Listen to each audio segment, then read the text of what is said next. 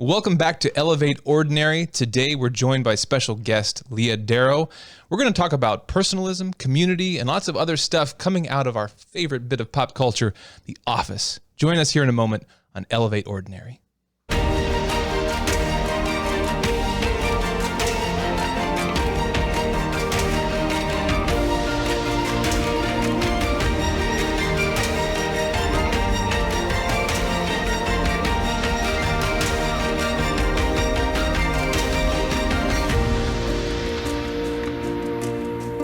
Welcome back to Elevate Ordinary. I'm your host, JonMarc Grodi.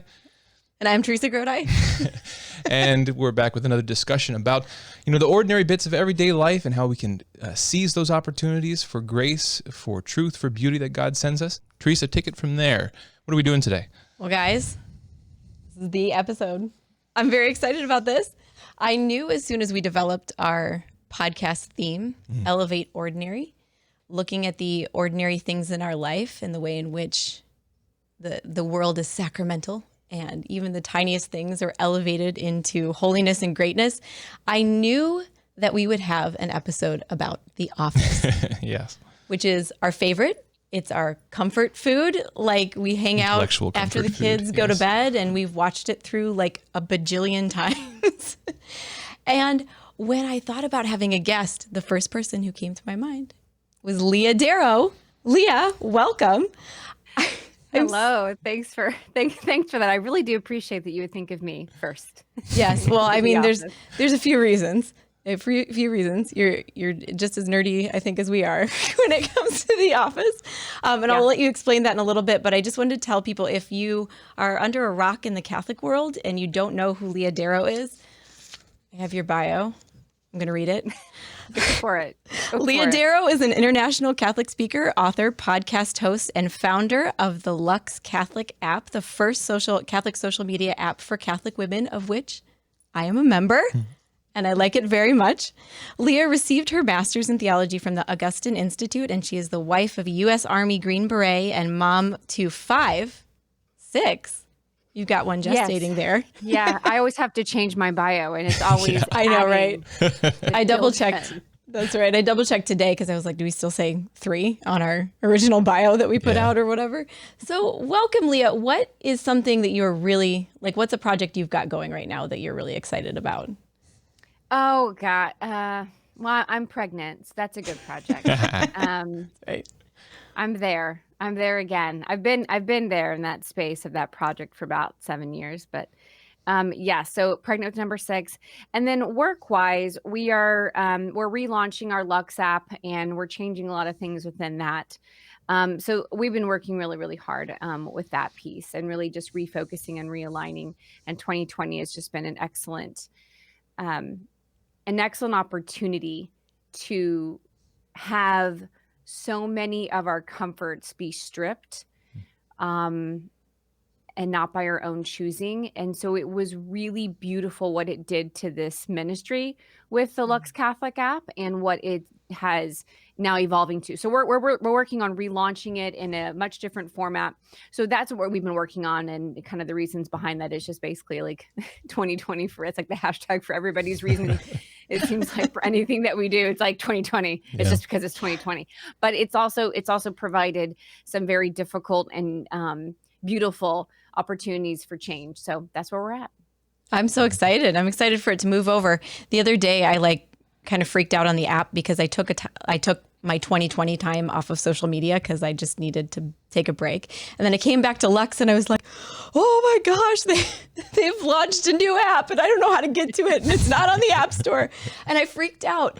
And you answered my question, which is the app hasn't launched yet. Calm down. Calm down. Did you see my response? Because I was a little nervous that I offended you. Oh, no. Because I asked you if you were going to throw Toby a going away party with your foot money. And I was like, oh, God. Get into the obscure references real quick there. No, all of the obscure Office references are much appreciated in my life. So much appreciated. I think all of us, as we get into this conversation of faith and humanity, it's a no-brainer if you do watch The Office, which I truly believe is one of the best written TV shows ever produced. It touches on that humanity within all of us, and it touches on that space where we can say these things and other people get them because they've had this shared experience. And it's just really beautiful how that happens. So no offense taken ever when it comes to anything with The Office.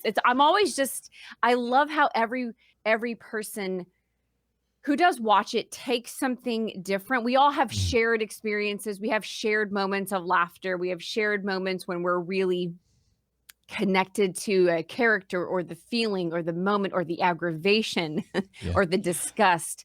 But there's also the uniqueness in each one of us, that unrepeatable uniqueness.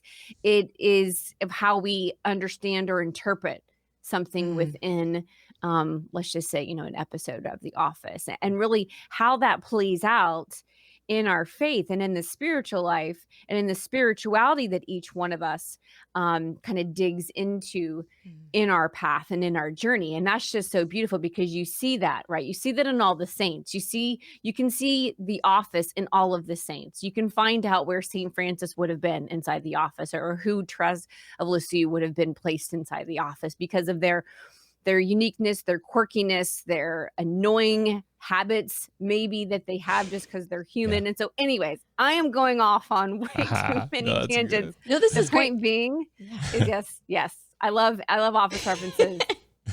Have you noticed a disturbing amount? Right.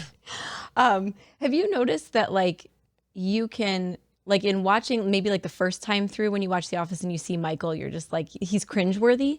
But then the second time through, you're oh, that's really that's a person in my life, and I can see them, and I can see you kind of start to love that other person in your life that's a little weird, a little icky.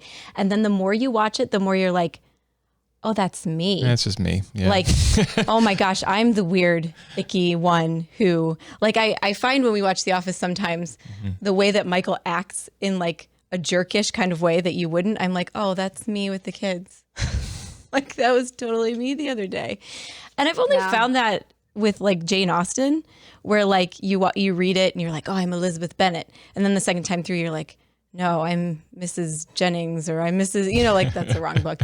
But then you start to see yourself even in the villains. And in the villains, it's this, it really brings you to this self-realization of oh my gosh, this vice would have went unnoticed had it not been illuminated by these characters. Yeah. I would have thought were the others, the weird, socially awkward people. Yeah, that's such an interesting progression. Yeah, because you start at the show, you really identify with Jim and Pam. We're the self-aware ones. We're kind of above all this awkward, these ridiculous people. But the more you go through it with Jim, because we'll talk about this later, but I love how even with Jim later on in the series, he's beginning to realize, I'm just Michael. When he has the opportunity to lead, and how awkward he feels and how difficult he realizes it is to fill that role that's been dropped on you. I'm just Michael too. We're all these kind of insecure creatures who are desperately trying to feel at home and all that. But there's that. And Jim takes the low road in his mind, and in reaching out to Toby, to talking to Toby about his marital therapy that he went through before they got divorced. And so you see, exactly. We start off like we always do, right? I'm fine. I'm no problem. Especially with The Office, I'm Jim, I'm Pam, or I'm Oscar, right? Yeah. I just know a little bit more than everybody. Actually, but so you're that, or you're just you're laid back. It's no problem. I'm fine. Or I'm in a healthy relationship. Exactly. But you evolve and you see those things. I think that people, when you watch The Office, the characters those certain characters that initially are cringeworthy to you are probably the ones that you're most alike. Yeah. The ones that you're nope, I can't stand Dwight, or Andy's an idiot. Michael is completely deplorable. Well, more than likely, as Oscar would say, actually. You probably find yourself aligning, unfortunately, sometimes within those characters, because it's so easy for us. It's so easy for us, right, to see faults in other people. And that's what's so beautiful about The Office, is that we can stand back and we can watch the faults of others, and we can watch the cringeworthy moments, and we can watch Scott Tots or not. And you can see those moments and you're just like, what's happening?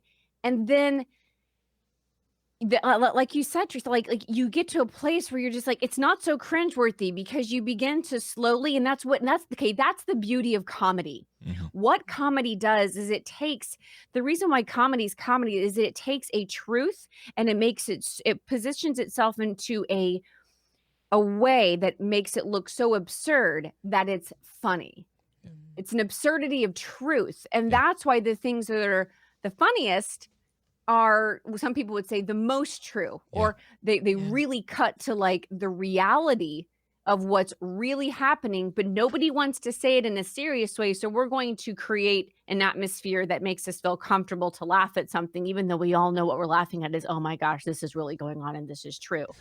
And so I think for those who are listening right now and aren't quite sure what we're talking about, because you haven't watched The Office as much, or maybe you haven't given comedy a try, you may want to try that, because it's something where there's a lot of truth in what people and what's being revealed in the comedy and the uncomfortable moments within The Office. That, I mean, to me, when I watch The Office, and I watch it so often still to this day, my husband will ask me, like, why do you, like, you've seen everything so many times over, why do you keep going back? And I'm like, it's always relative. It's something, and then granted, there's like personal things. I'm like, I decompress. I watch something I enjoy. It's funny. For me, comedy is a release. I can de-stress that way. But it's always relative to what's happening in our daily life, or what's happening in the church, or what's happening in politics, or what's happening in the world. I mean, I am so disappointed. in this upcoming big election year that not enough Office references have been used in memes and GIFs or GIFs, whatever you want to call them. Like, why? Do you know how many opportunities that have been passed on both sides? I don't care. I don't care about it, on both sides. And I'm like, you guys are just wasting social media. The real Social media was made for an Office GIF. Okay. I know. So anyway, I've noticed that, like, when I go try to use the GIF thing, which I'm not very good at social media, but when I go try to use the GIF thing, there's not enough Office. Like, I put in Michael Scott or something, or Pam and Jim, and I'm like, why is nothing coming up? You're right. You put in just The Office, because that's where I get the most. No. If elected, I promise to make sure there's more Office memes available to the public. Yeah. If I was ever elected to a public office, I have some pretty lame promises, but that would be one. That would be one. I'd vote for you. Yeah. Oh goodness. So I think you had some more. Did you have some more fun questions you wanted to start us out with? I want to know this, because this always surprises me about people. What is your favorite Office cold opening? Like the beginning before the stuff goes? There's so many. I don't know. I mean, I have set, like, I always go back to this conversation. I don't know why I'm bringing it up, but like, I have a hard time with people. I'm going to call out Father Mike Schmitz right now. Because he loves Office as well. And so we'll often have conversations. He's the one who actually sent me a text message at an unreasonable hour in the middle of the night, who said, Apple has The Office for sale, the whole thing, all seasons, for like $29.99 right now. I was like, we could save so much money. It was the text message of a lifetime. And I'm like, that was worth it. That was worth. That was a good text. That was a good text. That was a good text. I think about that when I text people sometimes. I have a priest friend, and I'm always like, I am one bad text away from being blocked. Every single time that I like go to text him, I'm like, is this a text? Is this a text-worthy text? Oh, I know. So anyway, but so in talking about openings, I love, and this is just one of the ones I love. I don't think I could give it as like my 100%, but I love the the Stanley's heart attack. Yes, Dwight Fire. Yes. The Yes, Dwight Fire that's one. mine too. It's a classic. Father Mike doesn't like that. That's the whole reason I'm calling him out. He doesn't like that one. And I think that at some point later we should have him in to discuss his reasons. He has good reasons, but I just don't agree with him. No. However, I also love Stairmageddon. I love the parkour one. Yeah. Yeah. I mean, there's just so many good ones that they have. But I have like Stairmageddon was one that I just watched a couple nights ago, and I was like, this is really good. I like this opening. This is a good one. I can't even fathom how somebody could not like that fire episode beginning. It's such a great episode too, because it ends up with the dummy, the CPR dummy in the the conference room. Yeah. I mean, I think that was the highlight of that cast, was that particular episode, just how well they worked together. Yeah. So good. And two, JonMarc likes this question. So, sorry, you should ask it. I don't remember it. Go for it. Can't you read my mind? Where does The Office end for you? Ooh, yes. What's the last episode for you? You mean if I had to choose the end? Well, just like What do you mean? Okay. Are Well, we talking like Well, so existentially? I have a strong opinion that The Office really ended when Michael Scott left, and that everything after was sort of bonus features. But for me, the arc of the Office as a show ended when Michael left. Took off his earpiece. What are your opinions on this? Yeah, I would Contended disagree. issue. I would disagree because the premise of The Office is that nothing works out and we're all going to be okay. Nice. So Okay. in keeping to its authentic nature, nothing works out the way you want it to, but it's all going to be okay. Then Michael needed to leave and we had to go on without Michael. Right. I wish we just could live in a world where we were just watching the show and we did not. I wish there wasn't celebrity culture. Let me just get to the point, because if there wasn't celebrity culture, then we wouldn't be aware that Steve Carell is moving on to like different projects, and the reason why they have to cut it off and do things like that's what I hate that enters into my mind. Is like, I know why you're leaving. Yeah. That movie's not worth it. You know? Yeah. But no, I guess to get back to the point, I would disagree. Only like I didn't like it. I think people gave Will Ferrell such a hard rap with his appearance, and I'm like, do y'all not know Will Ferrell and his comedy? He did exactly what you wanted him to do, which was to hate him and to not be the right person for the position, and he executed it perfectly. Yeah. I still can't stand, is it Idris Elba?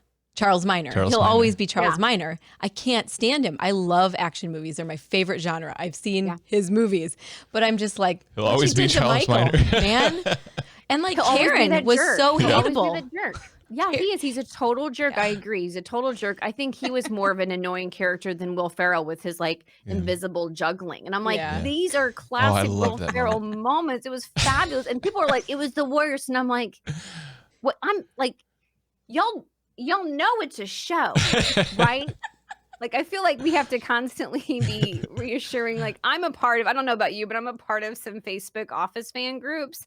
And it is a dumpster fire. It is a dumpster fire of people who will post things in there. And I'm like, I don't even know if I'm wasting them. I'm definitely wasting valuable time. Like, I like my little rut on my couch watching The Office. I don't think I could enter into The Office fandom. Baby onesies is maybe like, I saw this at a store and I bought it, but I don't think I could enter into the fandom. I like my thoughts. I like my thoughts about my comfort place. I was getting ready to buy tickets to like the Dunder Mifflin Office like conference. There's like a big fandom thing that they've got going on, and I can't remember what it was. And then 2020 hit, like right when they were announcing it, and I'm like, no.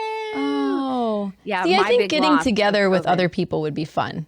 Maybe I just don't like social media as much as I ought. Ought I like social media? I don't know. Yeah. I don't know. It's ridiculous. But the point is, where did The Office end for me? I enjoyed all of the ends, because I feel like there were so many ends to so many different moments, and there was like an end to Pam. you know, Right. and then she finally moved away from Roy and she became the Pam that we began to at least, it was redeemable. Yeah. And there was an end to Jim and his work with Dunder Mifflin, right? There's all these little ends. Obviously the end with Michael was huge. And I love the song that they sang from the Broadway musical Rent, you know, Oh, with yeah. at the very end. Like that was amazing because Rent is one of my favorite musicals. But Yeah. all these different little ends were so great. So for me, the end was just actually like all the way, because I loved being able to at least see the most redeemable piece, which we saw in the very beginning, from like literally episode 1 of Dwight pining for that office. He wanted the office. The whole show was about Dwight getting into literally Michael's office. Yeah. Mm-hmm. And he was there. Yeah. You know? And that was really beautiful. And to see So him for and me- Jim as kind of brothers finally again, you realize that was kind of always going on a little bit under the surface. This brotherly wrestling, for them to finally, you know, be buddies at the end was really gratifying. Right. It's where we all hope to be with those people in our life. Yeah. Yeah. That rub us constantly the wrong way. And not just once in a while. You're just like, every time you see them, you have your fists and you're just like, oh my God, I can't stand anything about you. We hope that we can be, you know, at some point, hopefully before the end of our own lives, in a place where we can come to appreciate who they are and to see them outside of the confines of maybe that small space and those few hours, and we go deeper within those people. Yeah. So I'd like you to talk a little bit about the clique versus clan idea that GK, he's got a big GK Chesterton quote. We named one of our babies after Chesterton. It's kind of where we go with every episode. It goes off what you were just saying, Leah, which is, you know, we tend, especially in this modern culture, we tend to go from show to show to show, person, experience to experience to experience. And the difficulty with that sort of temperament of our culture, that habit, is that the best things in life take depth. They have to go deeper. You have to sit with something for a while. You have to wrestle with something for a while. And that's no more exemplified than in relationships with people. I mean, there's even in a great relationship, even starting, you know, out in a romantic relationship, there may be a high point, but there's going to then be a low point. There's going to be, okay, now we're just married and we're going to go in through this. You know, you have to push past those difficulties. There's a great quote that I don't have in front of me from Chesterton on that exact point. But in terms of people, you know, one of the things I love about The Office is that, again, we're presented with this small community of people who they're doing boring work and they're kind of bored or disgruntled with the people around them. And the question is like, what happens over time in that small community? This is one of my favorite quotes from Chesterton. It's from his book, Heretics, from a chapter called Uncertain Modern Writers in the Institution of the Family. I'm just going to read this real quick. He writes, "It is not fashionable to say much nowadays of the advantages of the small community. We are told that we must go in for large empires and large ideas. There is one advantage, however, in the small state, the city or the village, or in this case, the office, which only the willfully blind can overlook. The man who lives in a small community lives in a much larger world. He knows much more of the fierce varieties and uncompromising divergences of men. The reason is obvious. In a large community, we can choose our companions. In a small community, our companions are chosen for us."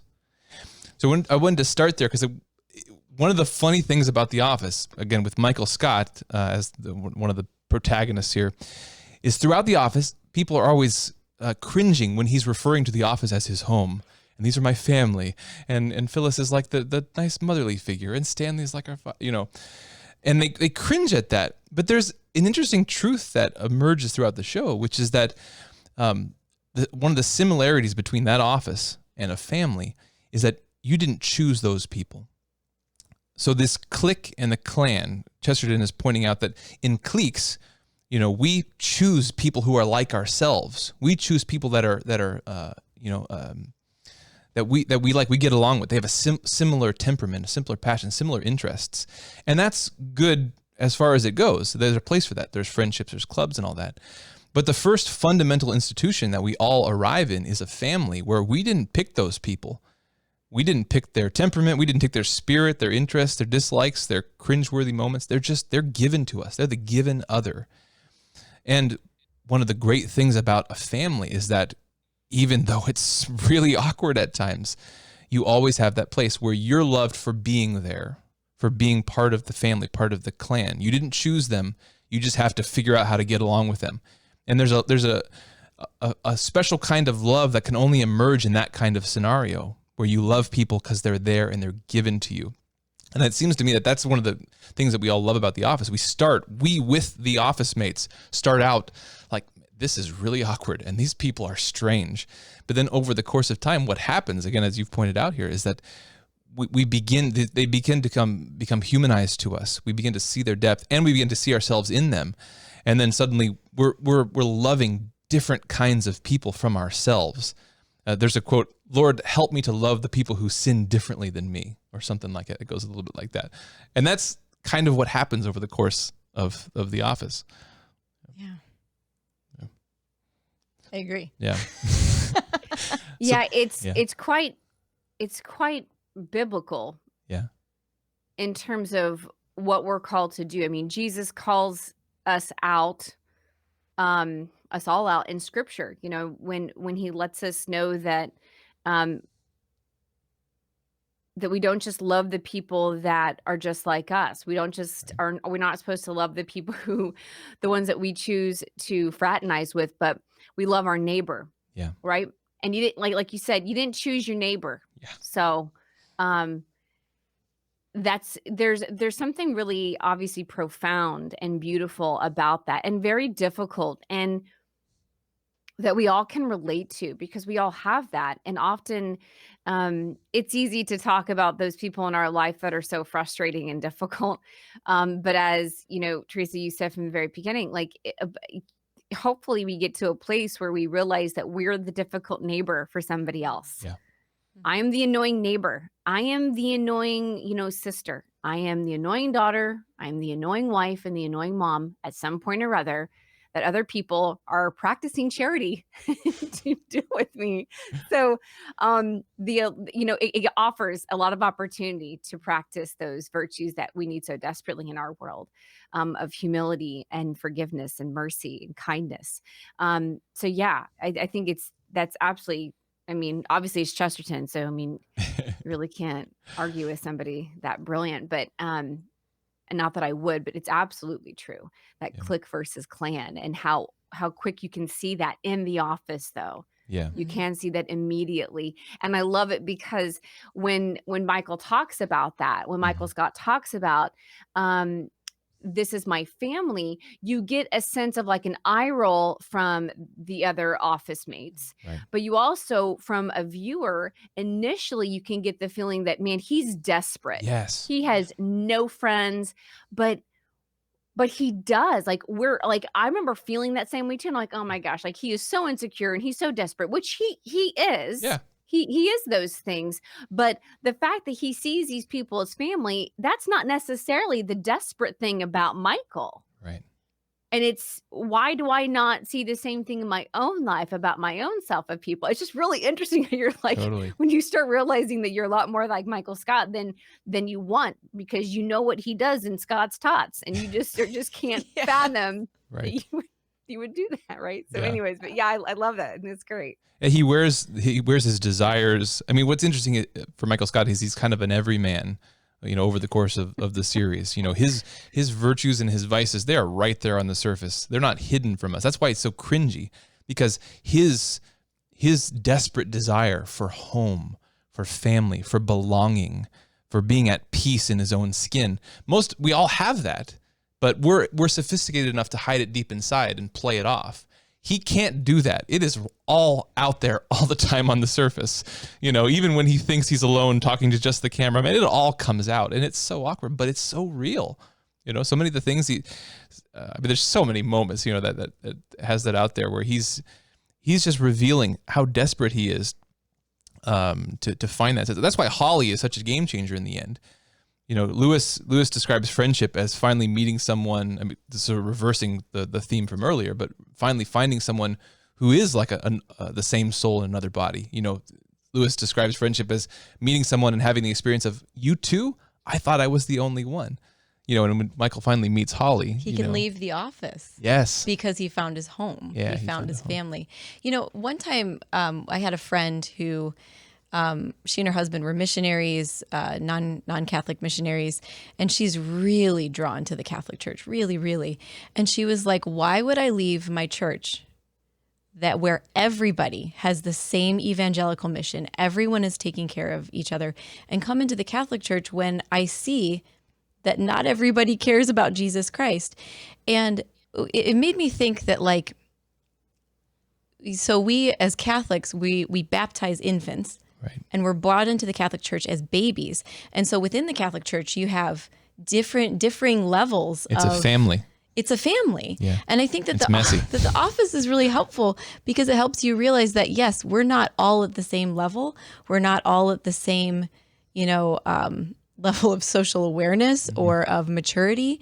And we have to figure out how to make it work. And in a weird way, like that really goes into how I interact with people at my parish, and in my family and in my neighborhood.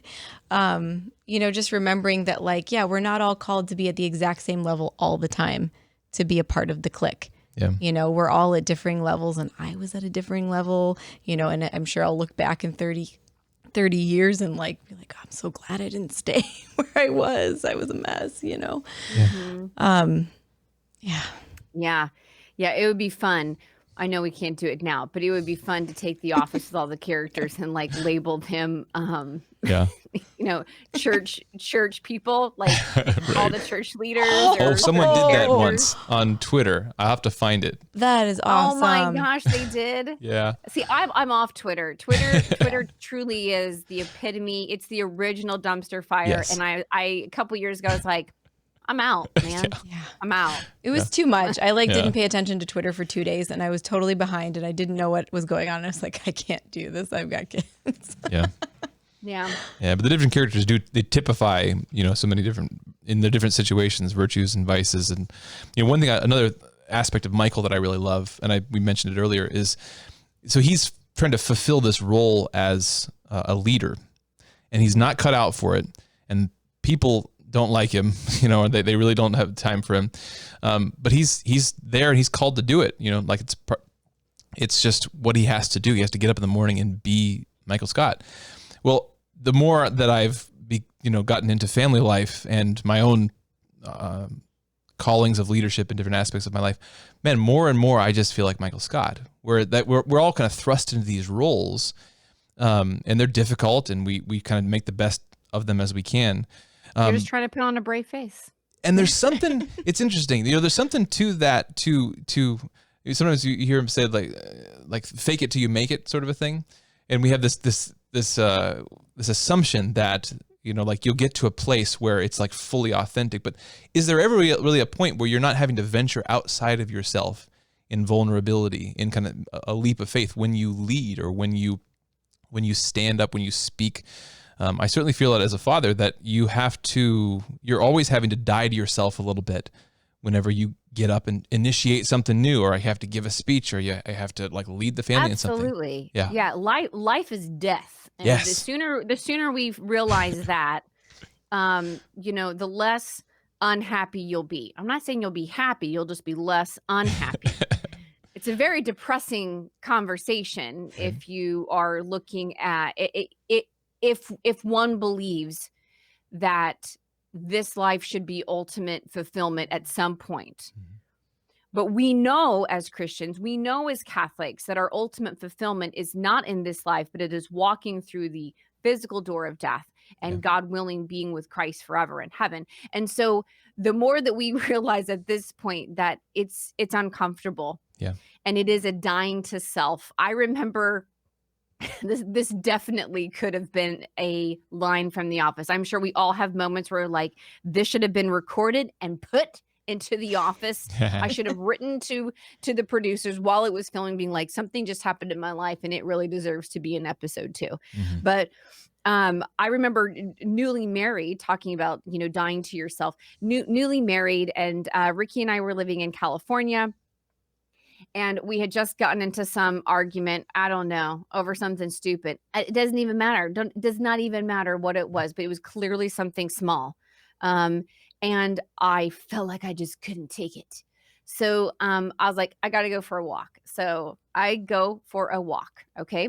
I go for this long walk around this lake in San Diego. And as I'm walking, I'm talking to my aunt who is a widow. Okay. So I'm talking to this woman who has suffered the death of her own husband, who was killed in Vietnam, had 2 kids at the time that my uncle was killed in action. And so she's lived a hard life. She's a faithful woman and has helped me in my faith in so many times. So I'm talking to her because I needed some help. I'm like, this is really tough. I don't know what's going on. I don't, this is just not what I thought. All the things that many newly married people feel, but they don't know where to go with these conversations often. That's a different podcast. Anyways, Leah, stay focused. So here we are. I'm having this conversation and my Aunt Jan tells me the line that nobody wants to hear, is the worst thing she could have said to me in this moment. But it started off with like, well, Leah, life and marriage is a dying to self. Marriage is dying unto self. And I just sat there fuming, but I still loved her. And of course, she has a lot of wisdom. So I'm listening and I'm like, I realize she's right. And I was like, no, death will surely happen. Death is going to happen. It's either going to be me or him, but death will happen. Like death is going to happen. Yes. And it was just this realizing like it is definitely a dying unto self, to get to your point. But yes, I mean, that is life, right? Yeah. And it's that place that you see that difficult moment that you have to struggle through. Yeah. We just came out this week. We had an episode of this show on pride and sloth, which are 2 interrelated vices, but they both involve like a fleeing from reality, a fleeing inward, away from reality, toward yourself. And again, life, as you say, life is death. Life is struggle. Life is awkward, heart-wrenching, cringe-inducing moments. And the question is like how we respond to those moments. Because one response is the response of pride and sloth and acedia, of giving up. You turn inward, like the world's not cooperating, and so I'm going to double down on my pride. And we have many moments of that with Michael Scott. Like when he's caught doing something wrong, like what's the episode where he's having that affair with Donna. And they challenge him on. He knows he feels it. It's on his face. He knows he's doing something really, really slimy, but he doubles down. I'm gonna go even further. We have those moments from him where the death to self that is happening right there. His response is to go inward. But the other possibility with the opposite of those 2 vices is humility. It's a turning outward. And so the death to self that we experience, depending on how we receive them, they either turn us inward and we double down and we get deeper into our own little fantasy worlds, or we pick ourselves back up and they slowly turn us outward more and more, and we recognize the resurrection that comes from those little deaths that are part of what life is. There are a few times when the office members carry each other's burdens when they when Pam and Michael leave to create Michael Scott Paper Company. And when Pam gets there, Michael's like throwing a temper tantrum. He's like, I can't do this, and he's got waffle on his, or pancakes, whatever, on his, robe or whatever. He's not dressed. And Pam, like, let's make calm. A list. And then at the end of the episode, Pam's like, what did I do? I sat next to my fiance and I quit my job and I blah, blah, blah. Yeah. And then Michael puts on his adult hat and like pulls her up out of it. And I'm not going to lie, those were real teaching moments for me. Like those were real adult moments for me where I was like, that's the right thing to do in that situation.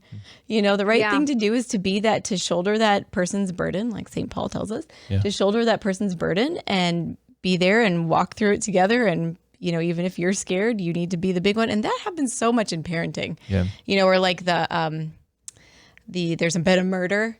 There's been a murder, and like Michael is doing the game, the murder and mystery Jim thing. is like trying to just continue steering the ship, but they both have a role.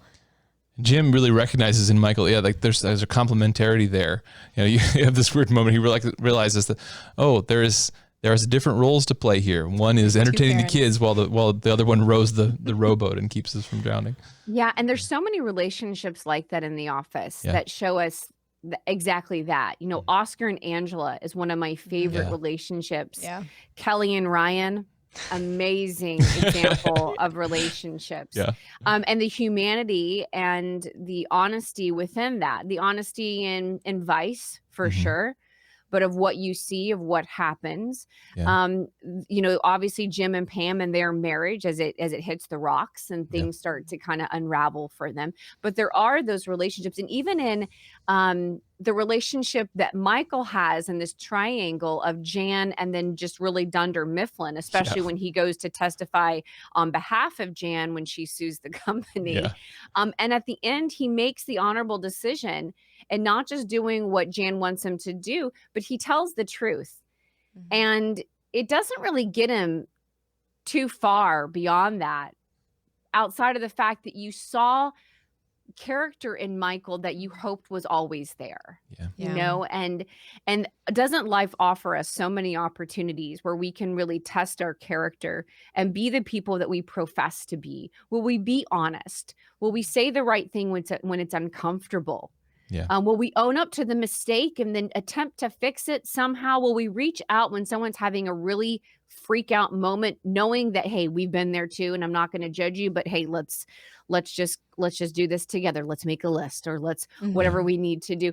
But those are the teaching moments. That's humanity. And The Office showcases humanity, I think, in some really uncomfortable ways that are that we all can relate to if we choose to go there. Yeah, you were pointing this out at the beginning when you were talking about comedy. Comedy is a form of art, and one of my favorite and simplest definition of art is art reveals. And that's why art's not simply beautiful, because some great art is not beautiful. The Passion of the Christ is not a beautiful movie in many respects. It's a very ugly, uncomfortable movie, but it's a great work of art because it reveals. And so too, comedy has this great ability to reveal. And again, The Office may not be for everyone, but we love it because it reveals so much about virtue and vice, and about different personalities, and about just the human condition that we all live under. Yeah. Leah, this has been absolutely wonderful having you. And I know we need to cut our time short, and we didn't even get to what's the boss man in David Wallace? We didn't even get to David your Wallace. favorite character? And he's like one of my favorite characters. David Wallace. We haven't even gotten to Robert California. Oh man. The Lizard King. I was listening to Stare someone into the talk about the void. psychology of Epstein, and I was like, it's Robert California.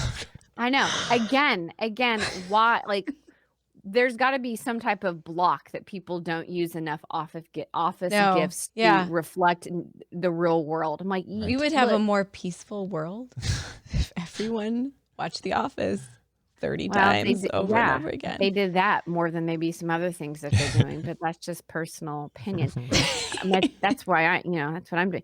How did you get through COVID? The Office. I mean, like, no that's kidding. When the world is falling apart.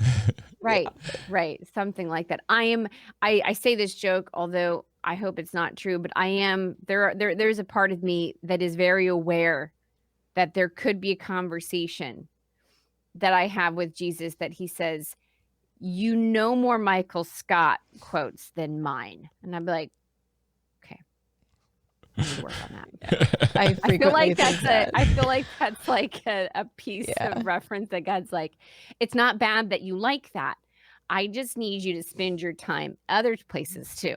So I think that's fair to say. Valid for conversation. people maybe like me who watch it possibly too much.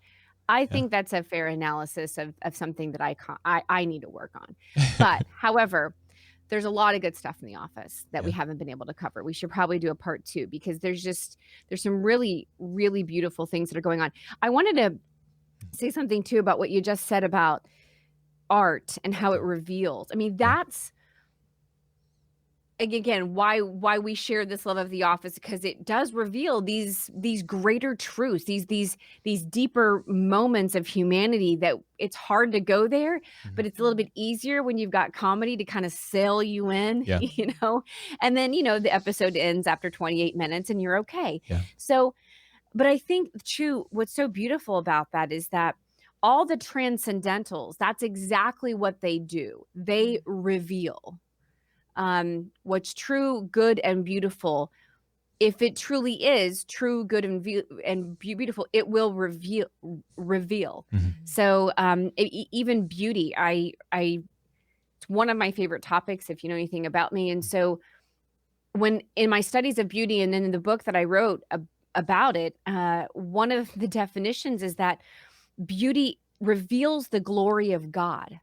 It reveals, so when something's beautiful, it reveals the glory of God. So that beauty's not the enemy, right?